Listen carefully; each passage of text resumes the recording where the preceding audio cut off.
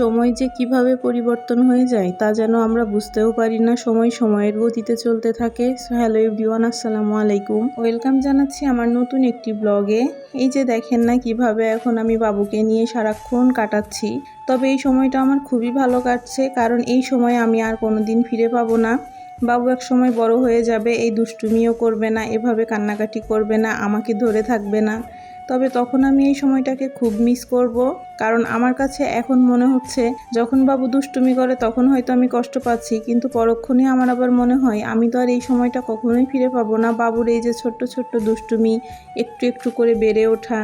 ভোরবেলায় আমি চোখ খোলার আগে সে চোখ খুলে আগে আমার মুখের উপরে সে যেন মুখ দিয়ে থাকে, সারাদিন যেন একটা পলকও পড়ে না তার আমাকে না দেখে। এখন তো আমি আমার মেয়েটার দিকে তাকাই আর শুধু ভাবি কেন আমার মেয়েটা এভাবে বড় হয়ে যাচ্ছে। সেই ছোট দিনগুলোকে আমি আবার ফিরে পেতে চাই। কত পরিমাণ দুষ্টুমি করেছে, তাকে নিয়েও এরকম ব্যস্ত সময় কাটিয়েছি, কত যুদ্ধ করেছি জীবনের সাথে, পরিস্থিতির সাথে, যা বলার নেই।